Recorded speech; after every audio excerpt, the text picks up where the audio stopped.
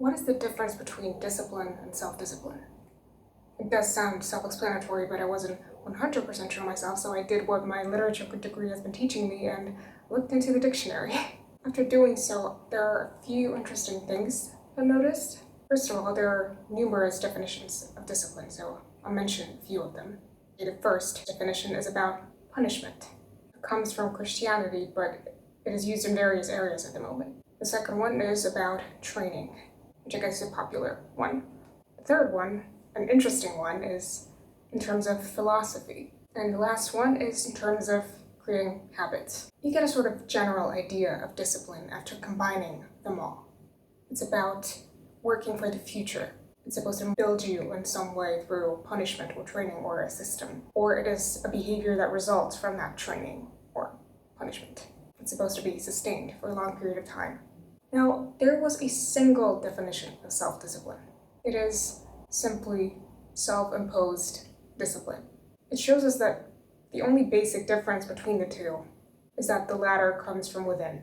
But I don't know, maybe it's just me, but the word self-imposed seems kind of aggressive to me, which I believe suggests that being self-disciplined includes being ruthless toward yourself. I know it kind of makes sense in some ways and it can be beneficial, but there's something about this idea that makes me uncomfortable, simply because I know firsthand how it feels to be ruthless towards oneself, and that rarely ends well. Why can't we, instead of using that term, say determination, resilience, perseverance? Those words are still valid and they basically revolve around the same ideas as self-discipline. Well, I think the main difference here is that in order to practice self-discipline, you are willing to be a jerk to yourself. You're allowed or even expected to be a jerk to yourself. Because all those words suggest that you're focused on something, you want to reach a certain point and you're not going to stop. But with the other words, it's more about the goal, but with self-discipline, it's about yourself and training yourself and just at whatever cost doing it, which does sound a bit extreme. No pain, no gain is a popular saying. It's almost as if we're convinced that we have to be aggressive towards ourselves, to cause ourselves pain to really gain anything. I really do think that is how some of us operate, including myself, in the past and in the present too. Because maybe being a jerk to yourself actually works. In my video about self-love, I did mention how being mad at yourself can actually be beneficial in the long run and is normal. But how well does it really work?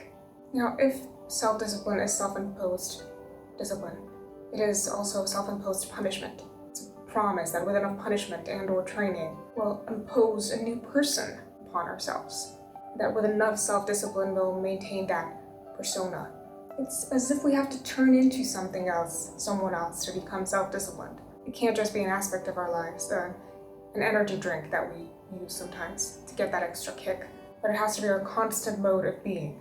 But here's the trick. If it involves force, then how can it be a constant mode of being? Because force is always tension. I'm aware that self-discipline must take force sometimes, and I understand that you may need someone to just shake you out of your inertia, but I also think we should differentiate between discomfort and pain. The former is fine. It can be good, actually, but the latter is not. And sometimes I think we accept that we will endure pain just because of the benefits. I do love alliteration, so sometimes discipline can also be about delusion and therefore denial. In order to do certain things and make habits out of them, you will, in certain scenarios, have to delude yourself that you want it enough, that it's worth it, that you're going to get there, and then you're stuck in denial. And speaking of denial, in my video about lies, I mentioned how they keep you stuck. So if you're so set on being disciplined about things that you don't truly need, you may think you're moving forward, but in reality, you're stuck. And of course, I'm not saying it's always like this, but I do think that human beings have a tendency to go a bit too far sometimes. So I think it's worth examining the things we do before it's too late. So if discipline really has to be a constant mode of being, why can't we turn it into a philosophy? One of the definitions I mentioned before, an educational philosophy, sounds much better. What's interesting here is the difference between training and education. Since we're touching upon philosophy, Immanuel Kant believed that education differs from training and that the former involves thinking, whereas the latter does not, which might shed some light on where we're going wrong with the notion of discipline, self-discipline. It's all about action, about training, about doing, but is it thoughtful enough? Are we being thoughtful enough? Or do we shove self-discipline down our throats, hoping it'll work, whatever the cost? Although there is such a thing as philosophy of education, in this context, the way I see it, the way I interpret it, is that educational philosophy might just be another term for practical wisdom. I know the term wisdom may seem abstract and out of reach, but you can also use this abstract wisdom one gets from experience and contemplation in order to achieve one's more practical goals, and to be a determined, resilient, and disciplined person indefinitely. But the practical wisdom ensures that we don't just succeed at achieving something, but that we do it right and manage to stay at a certain distance from ourselves or the things we want to achieve, so that we don't get too caught up in it in the wrong way. The term for practical wisdom is Phronesis, which is Greek for, practical wisdom, prudence, or another trendy term, mindfulness. Aristotle claimed that young people could not achieve Phronesis yet due to a lack of experience. The reason is that prudence, Phronesis, includes a knowledge of particular facts, and this is derived from experience, which a young man or woman does not possess, for experience is the fruit of years. Well, how does that translate itself into self-discipline? If we consider practical wisdom to be a better, kinder choice than self-discipline, it means we must be patient. And the truth is, there is no kindness without patience, and there is no patience without kindness. And if you want to achieve all of your goals and maintain certain good habits, the only way to do it right in the long run and still be happy and content is to never lose track of those things, kindness and patience. Living a good life is an art that requires attention and experience and awareness. And also, sometimes we need self-discipline not just to do the things we don't want, that need some kind of force to do, but also the things we do want, but that we think we don't deserve to want them. Many people now seem to believe that they don't deserve or afford kindness or patience. Well then, why not force self-discipline onto kindness and patience? So to go back to Phronesis, reaching it, rather than the cold-sounding self-discipline, might take longer. It might take smaller steps to get to where you want to go, but at least those steps are bearable. You're not exhausted after a few minutes, and you can enjoy the view. And more importantly, while enjoying and inspecting the view, you do learn things as well. The thing about self-discipline is that you often don't get to truly delve into the things you want to master. You want enough strength to do this or be that. But how can you truly get to the substance of the matter? You won't do it with self-discipline alone.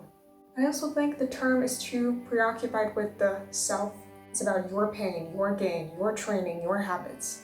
Even if along the way you do help others by doing what you do, it's still very self-oriented. And for practical wisdom, you look at the bigger picture. You can still achieve what you want, but you also have more space to explore what it means on a larger scale. Self-discipline is often used interchangeably with self-control.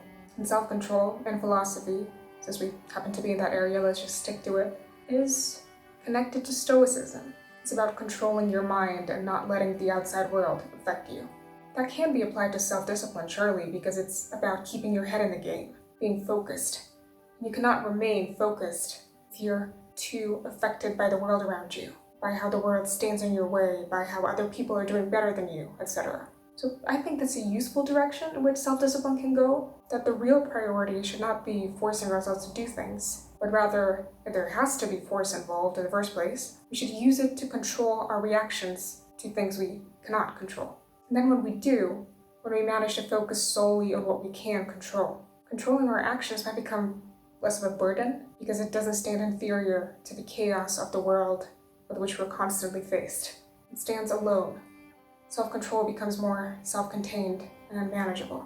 Maybe it also lets us relax a little bit and not hold such high expectations. The funny thing about self-discipline that I've noticed in this community, social media, YouTube in particular, and the way people phrase it in their videos and their titles, etc., is that it's often revealed as a secret, the secret of self-discipline, that once it's revealed, you can grasp it, But how can a thing with such explicit definitions be a secret? It's convenient to call something a secret since that means we have no control over it. If we don't know something, it's not our fault that we don't know it or understand it or do it. But sometimes it's easier to be honest and put self-discipline off its pedestal instead of claiming that we just don't know how to achieve this higher abstract secret. Another common way of approaching self-discipline is the proliferation of how to achieve self-discipline, how to be more self-disciplined. Maybe instead of how, we should ask ourselves, why? And that's where Phronesis steps in. If we're both disciplined and wise, we'll understand why we choose to do certain things. And that, at the end of the day, may just be the main cause of our success or failure. To go back in time, once again, this time to Roman mythology, we embark upon the goddess Disciplina, the personification of discipline. Which brings us back to where we came from, definitions. Disciplina, from Latin, has many definitions too. It is teaching, education, it is training, it is science, study, or method. To go even further back, disciplina comes from discipulus, which means student, pupil, disciple. And that in turn comes from discere, or so in Latin, and it means to learn. It suggests that self-discipline is in constant motion. It is constant learning, being open and patient. Like philosophy, like wisdom, it takes time to reflect and understand and grasp it, if we ever really do. And the main difference between the new and the old definitions? No mention of punishment in the old ones. It's about learning, growing, maintaining. So do keep that in mind.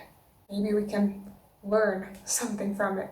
What is your own perspective on self-discipline? Do you find it helpful or harmful? How do you personally define it? And how would you approach it if you treated it as a philosophy?